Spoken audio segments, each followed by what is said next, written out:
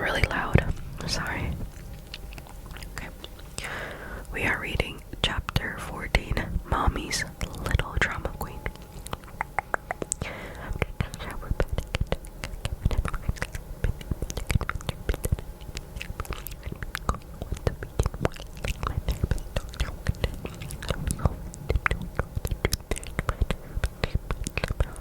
What if it got back to her somehow?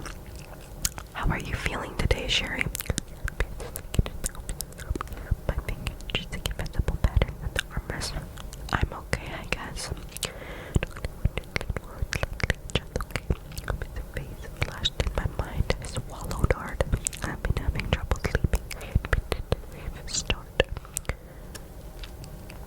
Can you tell me more about that? I stared at my hands. It's like there's this weight on my chest all the time. Never noticed this weight. I don't know. A while ago, I guess. Doctor Winters nodded, jotting something down. Shari, remember what we talked about? This is a safe place. Yeah, of course. Nonetheless, I painted around the edges of my pain, never quite touching its core. I spoke of anxiety, of sleepless nights, feeling lost, but never of Ruby, never of the cameras, never of the pressure cooker. That was our home, Dr. Winter's office, with its tuning earthstones and dental light, should have been a haven. Yet for a long time, I found myself instinctively erecting walls around myself every time I was there. Little by little, though, I began to unfurl. Words I never dated speak aloud started to bubble up. Sometimes I see cars driving by and I think about what if I just stepped in front of it. I confessed. Do you feel like you talk to your family about these feelings? It sounds like the bitter sound that surprised even me. No, not really. Why is that? I froze.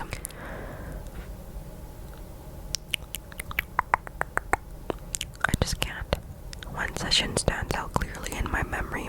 I'd finally worked up the courage to tell Dr. Winter something that had been weighing me under pressure. I really don't like piano, I admitted, my voice barely above a whisper. Mom's been making me play piano since I was 5, and practicing with her is actually a huge source of stress for me. With my consent, the therapist invited Ruby, who was waiting outside, into our session. Shari, can you tell your mom what you just told me? She promptly, gently. I took a deep breath, avoiding Ruby's eyes. I don't want to take piano lessons anymore, I said, bracing myself for the backlash.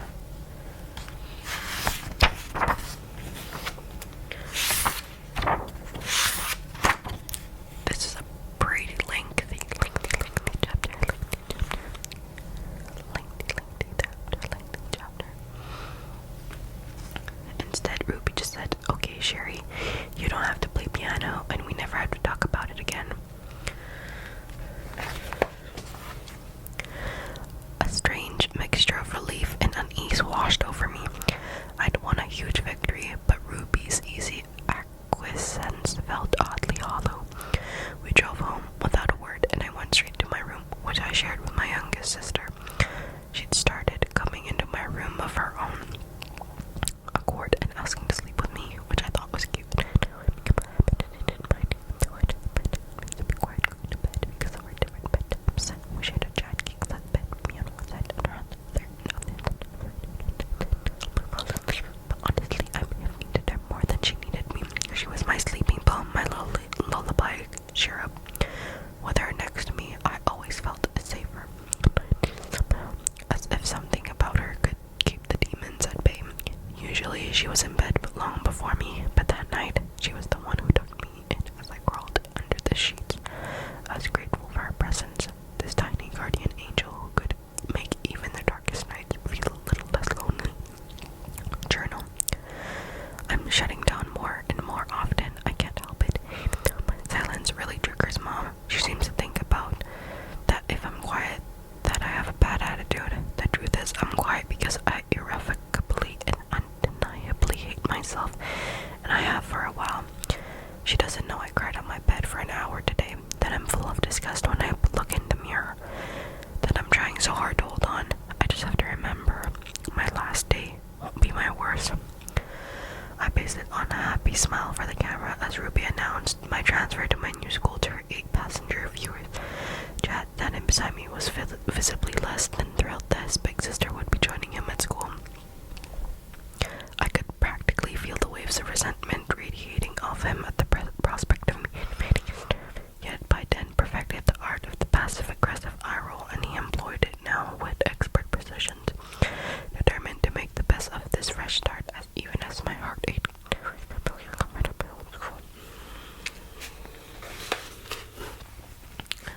I decided on a coping strategy. I would throw myself into my studies, and find solace in the realm of ideas. It was a defense mechanism, a way to build walls around my heart with knowledge and academic achievement. What class you got first? Chad now 12 asked me as I navigated the crowded halls to our classes. Interest in Chad's eyes before he quickly smothered it with a smirk. Nerd, he scoffed, but there was no real bite to it. I was laser focused on my studies. Chad, the budding athlete, was making his name on the football team. The possibility of sports scholarships loomed large in his future, pretty much the opposite of his bookish introspective older sister, grappling with depression. Yet a connection had always hummed between us, a shared understanding of our absurd circumstances that went beyond words. Chad's gaze snagged on a group of athletes, roughhousing by the water fountain. Then their raucous laughter echoing off the cinder block walls.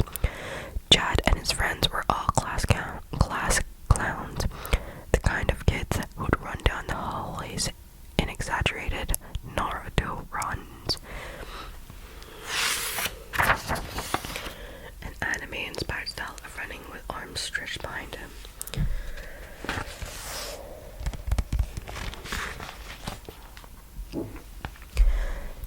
As if they were being pursued by the ghosts of their GPAs, I always found myself torn between embarrassment and grudging admiration for Chad's ability to be so carefree. Catch you later, he said, directing a casual wave at his friends before vanishing into the throng of bodies.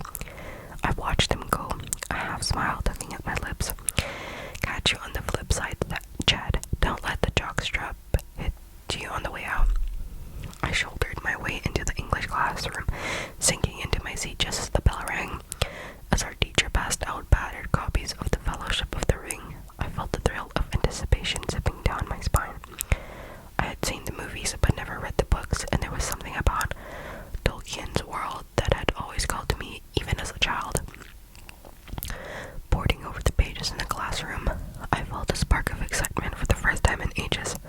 The world Tolkien had created, with its intricate interplay of good and evil, spoke to me on a deep level. Mostly, though, there was something oddly calming about escaping into a world even the smallest, most unassuming creatures could change the course of history. In the lesson, we debated which characters could be read as Christ figures. The hobbits represented the purity of childhood, embodying a love for simple joys of nature, play, food, and companionship, and how it was their inherent goodness that allowed them to carry the ring without being immediately corrupted. I especially loved Sam, that sweet hobbity cinnamon roll, that loyal little potato, too pure for this world. I wish I could have had a friend like Sam. So, Shari, our teacher, said, "Keep settling on me. What do you believe the ring symbolizes at its core?" I began, my voice quavering before finding its strength. I think it symbolizes the duality within us all, our capacity for great good and great evil. That's good, Shari. Could you elaborate? The classroom fell silent. Every eye trained on me. Then you, girl. The words poured out of me in a rush. It's like the ring is inherently neutral, it's what we choose to do with it that matters. I paused, my heart hammering against my ribcage.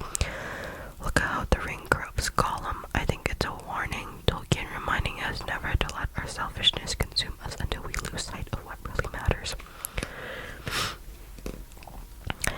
Even as I spoke, an image of Ruby flashed through my mind. The way social media had her in its thrall, the lens of her iPhone camera seeing everything like Sauron, the giant flaming eyeball of doom. My teacher nodded his breath hard until